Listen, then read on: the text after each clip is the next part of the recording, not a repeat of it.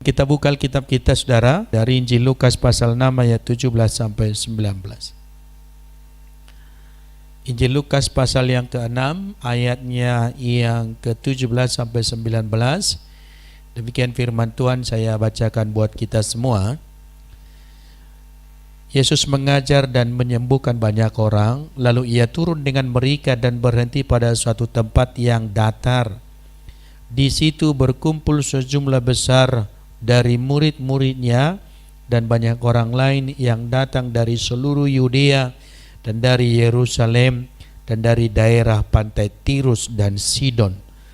Mereka datang untuk mendengarkan dia dan untuk disembuhkan dari penyakit mereka. Juga mereka yang dirasuk oleh roh-roh jahat beroleh kesembuhan. Dan semua orang banyak itu berusaha menjamah dia, karena ada kuasa yang keluar daripadanya, dan semua orang itu disembuhkannya. Sampai sedemikian jauh pembacaan firman Tuhan buat kita pagi hari ini. Bapak, Ibu, dan saudara-saudara yang saya kasih di dalam Tuhan, memahami, mengerti sebuah alasan untuk bertindak dan mengerti tujuan dari sebuah tindakan, maka saya yakin saudara kita akan meraih apa yang disebut dengan hasil yang memuaskan. Melakukan sesuatu, tahu alasannya dan tahu tujuannya, sehingga dalam tindakan itu ada dampak, ada makna, dan ada hasil. Tetapi kalau saudara melakukan sesuatu tidak memiliki alasan yang tepat dan tidak tahu tujuannya, maka itu adalah perbuatan yang sia-sia. Kalau ditanya ngapain datang ke gereja, enggak tahu. Terus apa yang diharapkan kalau sudah datang ke gereja? Enggak tahu. Lalu datang ke sini mau ngapain? Enggak tahu. Tidak ada gunanya berarti saudara. Tapi kalau kita tahu datang ke sini, alasannya jelas, kita datang ke sini, tujuannya juga jelas. Dan saya mau pastikan saudara, kita punya alasan yang jelas datang ke sini hari ini.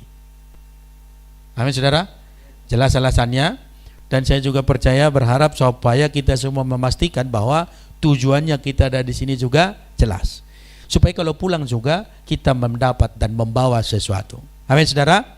Nah, alasan yang jelas dan tujuan yang jelas dikisahkan dalam firman Tuhan pagi hari ini saudara, bahwa peristiwa yang kita baca dalam kisah ini telah didahului oleh 3 peristiwa. Yang pertama saudara, bahwa perikop ayat yang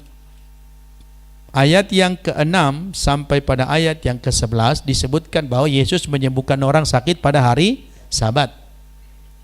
Dan itu kan sebenarnya tidak boleh menurut kebiasaan dalam pemahaman mereka, menyembuhkan orang pada hari Sabat. Tidak. Tetapi Yesus melakukannya. Akhirnya apa yang terjadi? Bahwa orang-orang akhirnya bermufakat ingin membunuh Yesus, ingin mencelakakan dia. Ayat 11. Maka meluaplah amarah mereka, lalu mereka berunding apakah yang akan mereka lakukan terhadap Yesus. Marah mereka ketika Yesus melakukan itu. Tetapi bagi orang lain itu sangat penting catatannya. Merespon itu, peristiwa yang kedua saudara, dicatat dalam ayat 12 sampai 16 bahwa Yesus kemudian pada waktu itu, pada waktu orang bermufakat, pada waktu penolakan itu, apa yang terjadi? Yesus berdoa semalam-malaman di gunung, di bukit saudara, di bukit. Dia naik ke bukit, dia berdoa semalam-malaman di situ. Respon Yesus terhadap apa yang tidak baik adalah dia berdoa, dan berdoa terhadap semua itu, dan semalaman dia berdoa. Dan dalam doa itu saudara, dalam masa pengasingan itu dia memilih 12 rasul. Ada banyak murid-murid Yesus, tetapi dia memilih 12 rasul. Karena dalam Alkitab dicatat bahwa Yesus mengutus 12 murid, mengutus 70 murid, dan ada juga 120 murid. Murid Yesus banyak. Dan dari antara mereka, dari antara murid itu, Yesus memilih 12 rasul. Sesudah itu selesai saudara, firman Tuhan katakan bahwa lalu kemudian Dan itu adalah merupakan sebuah rangkaian. Dan itu kemudian kita lihat sebagai sebuah alasan bagi orang banyak yang kita lihat dalam catatan firman Tuhan yang disampaikan hari ini. Maka kita lihat dalam perikop yang kita baca ini, saudara-saudara, alasannya untuk mereka bisa kemudian berkumpul. Maka dicatat dalam ayat 17. Pertama yang dicatat kita lihat ada 3 hal mendasar di sini. Pertama, ayat 17 disebutkan apa? Bahwa ia turun, di situ berkumpul sejumlah besar dari murid-muridnya dan banyak orang lain yang datang dari seluruh Judea dan dari Yerusalem dan dari daerah pantai Tirus dan dari Sidon. Dari mana-mana semua orang datang saudara, datang ke situ. Saya sudah melihat beberapa peristiwa. Mereka mendengarkan itu semua, lalu mereka semua datang ke sebuah tempat. Tidak disebutkan tempatnya, hanya disebutkan sebuah tempat yang datar, yang memungkinkan bahwa semua orang bisa dia berkumpul dan semua orang bisa dipastikan dapat menyaksikan peristiwa itu secara benar adanya. Saudara datang. Kata pertama yang mau saya sampaikan adalah datang. Datang itu berarti, saudara, sebuah usaha yang harus kita lakukan untuk mendapat dan menerima sesuatu dari Tuhan. Datang. Dan ini juga sesuai dengan apa yang disampaikan oleh Yesus dalam Matius pasal 7 ayat 7, dalam Matius pasal 11 ayat 28-nya. Marilah kepadaku semua yang letih lesu dan berbeban berat, mari datang. Itu panggilannya. Datang. Saudara mau sesuatu, datang. Saudara butuh sesuatu, datang. Datang adalah sebuah tindakan nyata, tindakan real yang harus kita kerjakan. Bukan berdiam diri, tetapi datang. Datang. Datang itu berarti kita bergerak secara aktif, berjuang dan berusaha. Berjuang, berusaha mau mendapat sesuatu.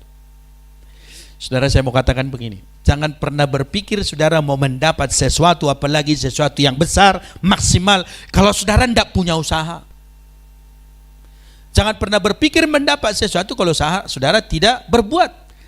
Maka datang, tidak menunggu dengan tenang, berdiam diri, saudara, bukan, tetapi berusaha dengan sungguh-sungguh melakukan sesuatu.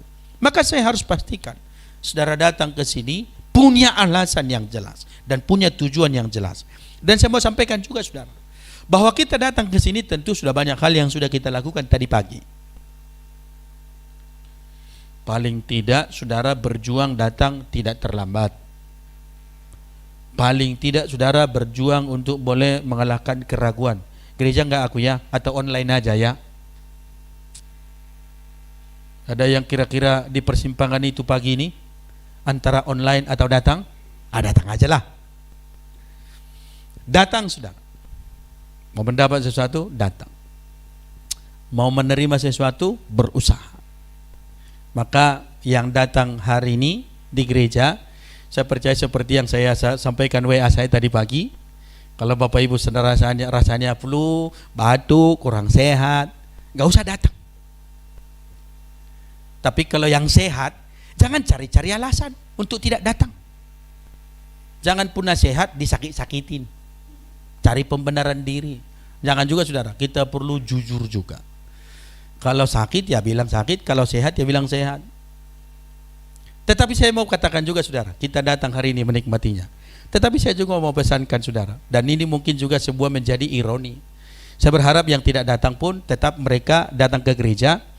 Saudara tidak perlu datang, tetapi lakukanlah sebuah usaha. Usaha apa? Ikutilah ibadah ini secara online.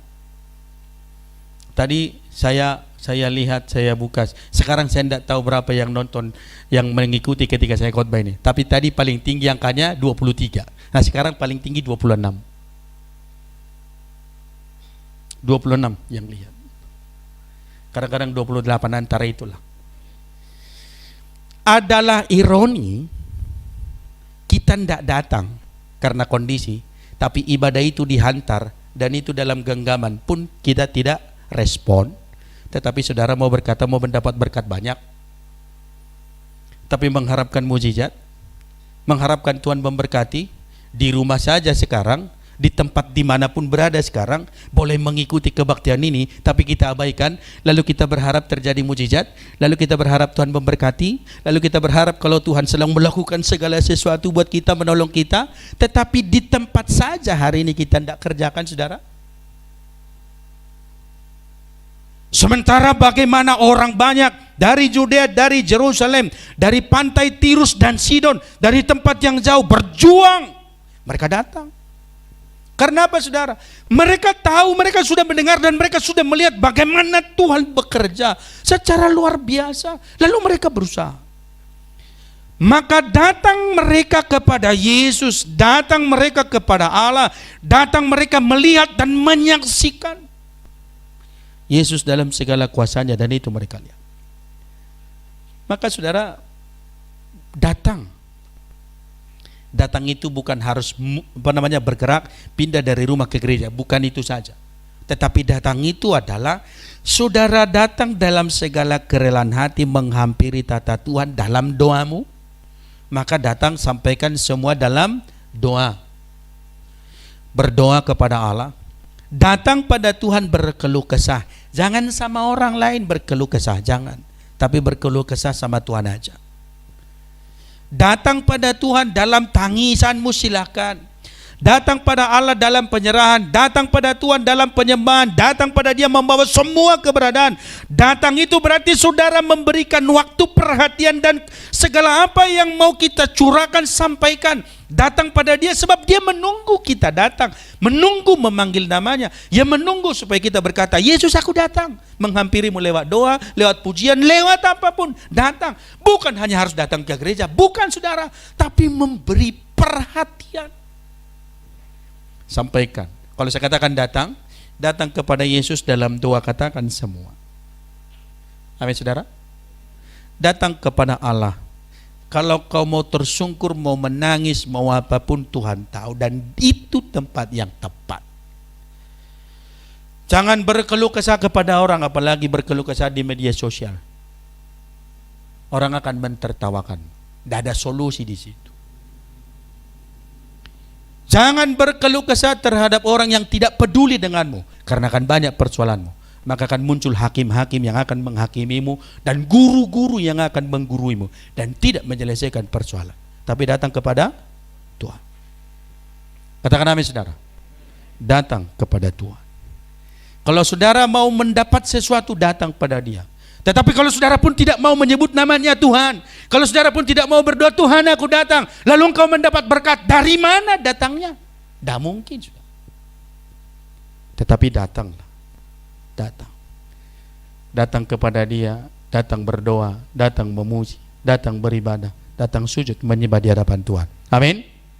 Yang kedua, saudara, apa yang orang banyak itu lakukan? Mereka berkumpul di situ. Berkumpul sebagai sebuah gambaran kerinduan mereka untuk bersekutu bersama-sama. Berkumpul dengan Tuhan, berkumpul dengan orang banyak. Persekutuan tidak dalam keakuan. Persekutuan, semua orang harus merendahkan hati. Persekutuan, semua orang harus merendahkan diri dan tidak boleh ada yang meninggikan diri di dalamnya. Maka semua orang ketika masuk dalam gereja, ketika kita ada di sini, maka sikap kita, semua kita tunduk, menyadari ketidakmampuan, menyadari ketidaklayakan, dan berfokus seutuhnya hanya kepada Allah. Berkumpul kita di sini menyadari kita datang menghadap Dia yang Maha Kuasa. Ketika itu yang terjadi, saudara, maka perhatikan.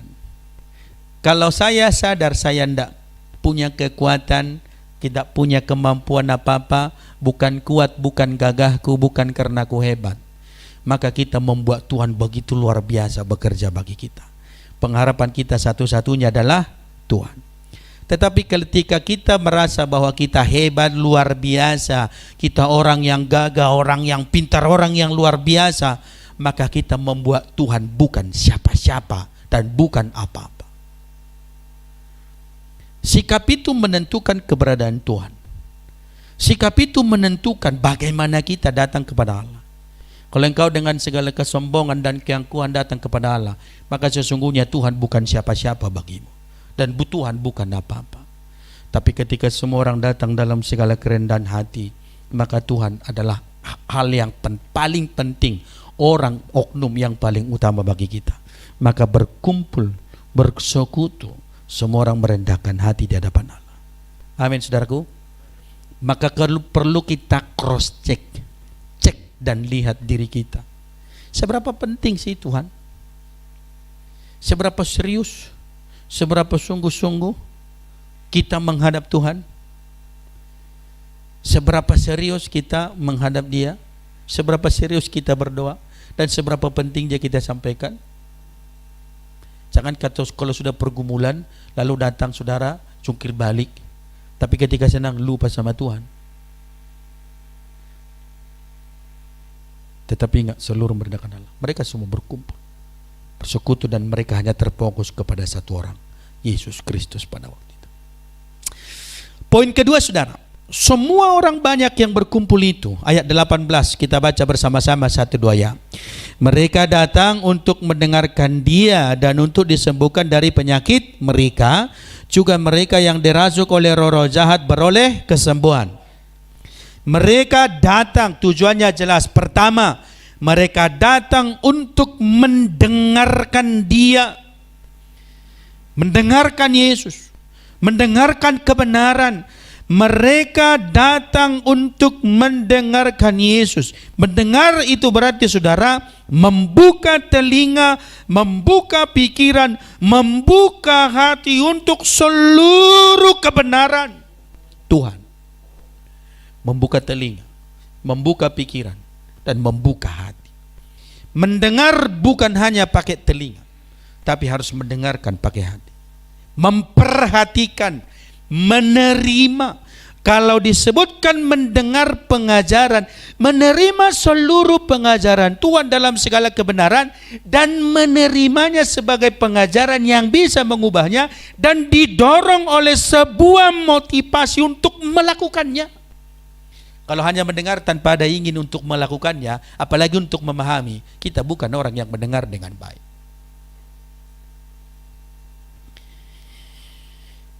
Mendengar itu saudara-saudara menggunakan hal ini, hati, pikiran ini, dan telinga ini sebagai alat untuk menerima suara. Ini hanya alatnya saja. Tetapi pendengaran yang terbaik itu adalah ini, dengan hati. Seberapa banyak kita pernah cerita tidak pernah diperhatikan orang. Sudah ngomong panjang lebar, tapi nggak ada yang diingat. Ayah hari pada koni teh kata. Sudah berbuih-buih ngomong, tapi nggak diperhatikan juga. Atau kalau orang tua menasihati anaknya, nggak tinggal, sakit hati nggak. Tapi kalau sudah dikasih tahu, diterima, suara itu masuk dari telinganya, diterima pikirannya, lalu diolah dalam hatinya. Semuanya menerima. Mendengar itu mengandung unsur penerimaan. Mendengar itu mengandung unsur untuk melakukan, mengandung unsur perenungan. Maka orang banyak itu bukan hanya sekedar mendengar mereka seperti mendengar radio, saudara. Dan saya juga berharap saudara mendengar saya bukan hanya karena sudah gilirannya khotbah, ya khotbah dengar aja. Entah apapun yang disampaikan terserah pendeta lah. Kan sudah. Tapi mendengar dengan hati, supaya kita kemudian membuka diri terhadap seluruh kebenaran Tuhan. Saya katakan saudara, mendengar itu sangat-sangat saya kasih contohnya kalau soal mendengar. Kalau bayangkan anak-anak sekolah berangkat ke sekolah tidak mendengarkan gurunya, pintar enggak? Bagaimana bisa dia pintar sementara sumber ilmu sang guru tidak didengarkannya? Tetapi bayangkan kalau anak-anak datang belajar, dia terima seluruh pengajaran. Lalu kalau sampai di rumah diajari dengan cara yang berbeda, dia pasti akan menolak. Maka saya katakan berbahagialah para guru, karena guru itu lebih dihargai, lebih didengar omongannya, mungkin melampaui dengan omongannya terhadap orang tua. Kalau sudah dibilang nanti ku kasih tahu gurumu, takut ya. Tapi kalau ku kasih tahu bapakmu, kasih tahu aja. Saya pengalaman ngajar matematika anak kami pelik. Menurut saya masih cukup pintar matematika. Tapi dia masih SD, saya sudah ajari. Ternyata guru di zaman zaman saya dengan guru matematika zaman dia kan sudah lain cara penghitungannya. Hasilnya sama, tetap 2. Tapi yang dia tahu adalah 1 tambah 1 sama dengan 2. Sementara saya sudah tahu 1,5 tambah 1/2 sama dengan 2. Lalu saya kasih rumusnya. Bukan gitu, kata guru. Sama itu pelik. Enggak gitu kata guru. Iya sama itu, begini caranya, ini hitung ke sini, hitung ke sini. Waktu sekolah saya pintar matematika, yaitu dulu. Kata guruku bukan begitu. Akhirnya nada saya naik sedikit kan. Sama aja itu. Mulai besok jangan papi ajarin aku. Nah, sampai hari ini dia nggak mau saya ajari matematika. Karena dia dengar apa? Gurunya. Aku bukan gurunya. Aku bapaknya. Kalau soal itu dia pasti akan dengar gurunya. Nah, makanya hati-hatilah bu guru kalau mengajar sampai salah, menyesatkan masa depannya. Itu juga sama aja ya. Dia perhatikan, dia terima, dia olah di pikirannya, dia simpan di sini. Siapapun yang bilang, dia akan berkata bukan begitu kata guru. Saya dulu punya anak pemuda waktu saya masih mahasiswa ya, di Taman Kebalen. Ada di situ salah seorang pemuda yang suka tinggal sama saya. Waktu saya masih mahasiswa sambil melayani dan sampai calon guru Injil juga melayani, ada salah seorang pemuda tinggal sama saya. Saya sudah ajari cara ngepel. Kalau mengepel itu sapu dulu, lalu pellah sambil mundur, karena dulu dia ngepel sambil jalan. Jadi dipijai yang habis di pelnya. Jadi saya kasih tahu rutenya, caranya adalah sapu dulu, lalu pellah sambil mundur. Dan itu dia pikirkan dan pengajaran itu jelas. Maka ketika ada orang mengajarinya cara ngepel yang lain, kata guru Tomuan tidak begitu. Lalu semua orang bilang, begini cara ngapelnya. Kata Pak Guru Tomuan, enggak begitu. Jadi harus aku yang mengubah pengajaran.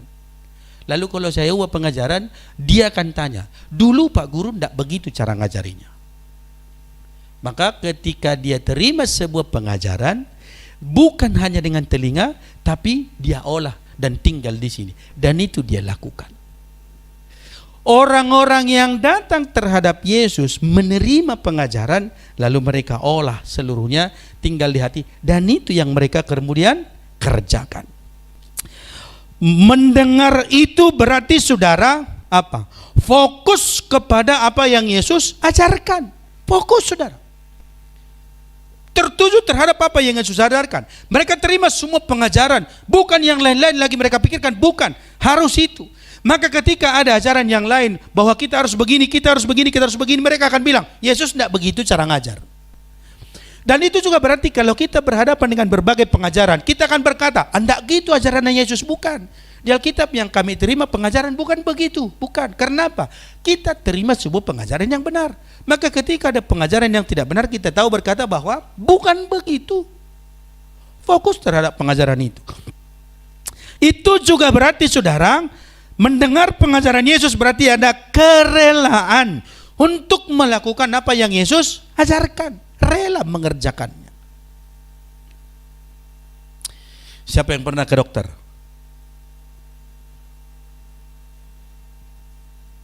Coba. Pernah berobat ke dokter?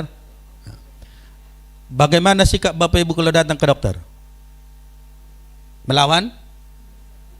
Langsung datang kan, selamat siang dokter. Ya silakan duduk. Ada apa? Sakit apa? Ya saya udah 3 hari demam. Kalau batuk, kalau leher saya ini agak serak. Oh COVID itu, tes dulu. Lalu dikasih tahu, terus pengalamannya lagi, terus kan dokternya begitu juga. Sebagian tapi, ini mohon maaf para dokter ya. Terus, oh salah makan kali. Itu aja paling. Tapi kalau dibilang dokter itu, enggak apa-apa itu. Agak sedang, agak sedikit sembuh. Kalau dokternya bilang, enggak apa-apa itu sedikit sembuh.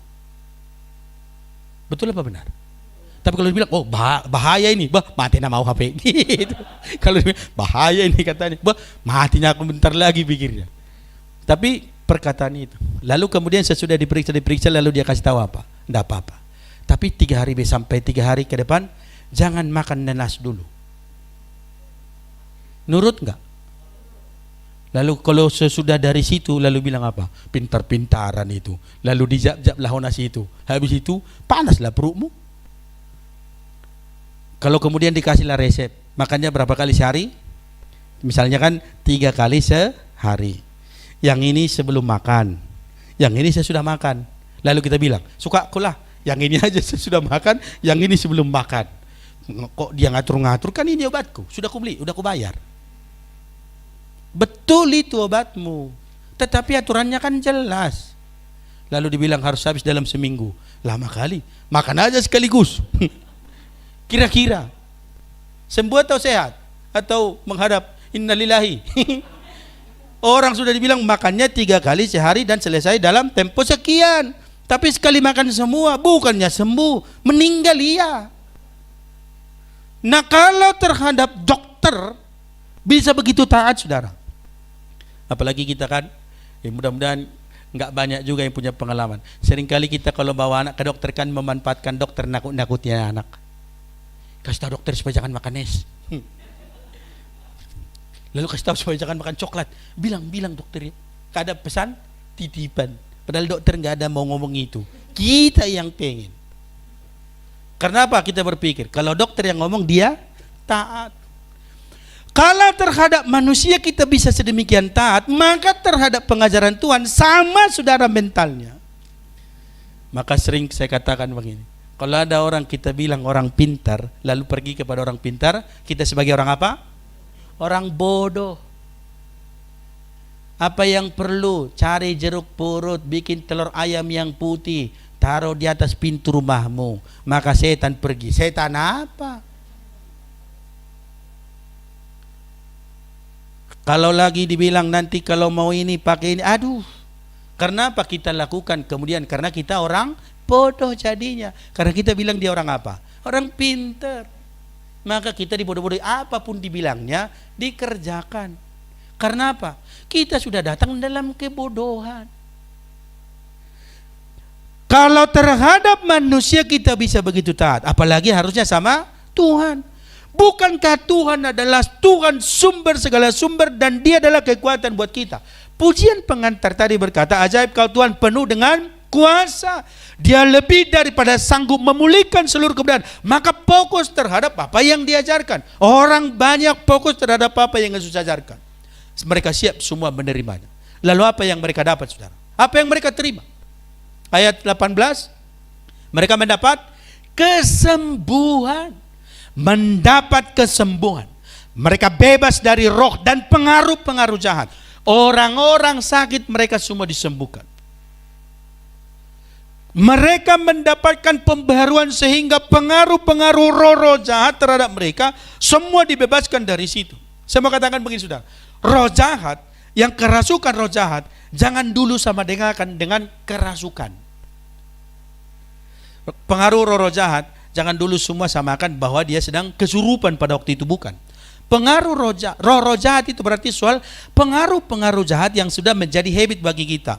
Saya sebutkan misalnya contohnya. Apa yang kita sebut sekarang pengaruh roh jahat? Narkoba iya. Kan roh jahat yang akhirnya menyeret kita jauh dari Allah. Terus apa lagi? Pergaulan bebas, mabuk-mabukan, main judi misalnya. Itu pengaruh baik. Kita tahu bahwa itu pengaruh yang tidak baik. Betul? Setuju?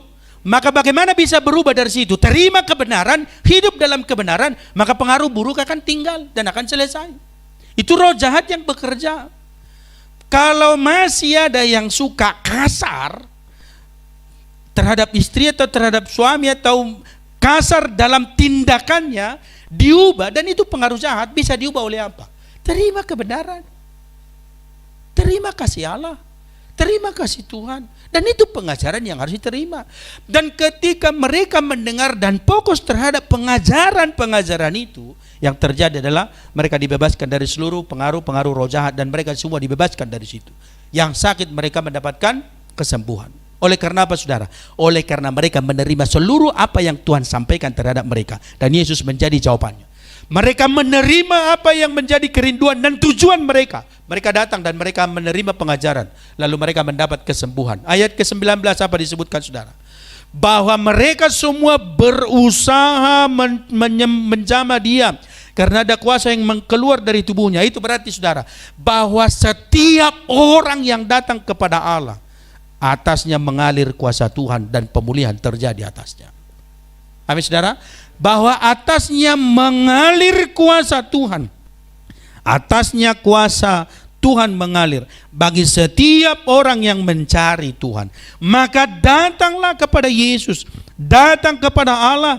Segala sesuatu ada tersedia di sana. Datang kepada Dia, saudara akan mendapat berkat. Datang dan datang dan datang kepada Allah. Di situ jawaban, bukan di tempat lain. Saudara, kalau kita hari ini sedang berhadapan dengan berbagai pergumulan, COVID, sakit penyakit yang lain, pergumulan ekonomi, pekerjaan, apapun itu, saya bisa pastikan saudara, ketika kita datang dengan sungguh-sungguh kepada Yesus, Dia adalah jawabannya. Amin. Bahkan saya katakan kemarin, kalau di PW juga saya bilang, kalau kita datang kepada Tuhan dengan sungguh-sungguh, diberi kesempatan untuk kita bersaksi, misalnya sekarang ini misalnya, saya pikir kesaksian kita akan sangat banyak. Justru kalau nggak ada kesaksian, saya khawatir kita kurang sehat ini secara rohani. Tetapi karena begitu banyaklah kesaksian, maka begitu ajaib Tuhan sudah memberkati kita hari ini. Maka datang pada Allah, datang pada Tuhan, datang kepada Dia, datang dan datang, datang dan datang. Amin saudara.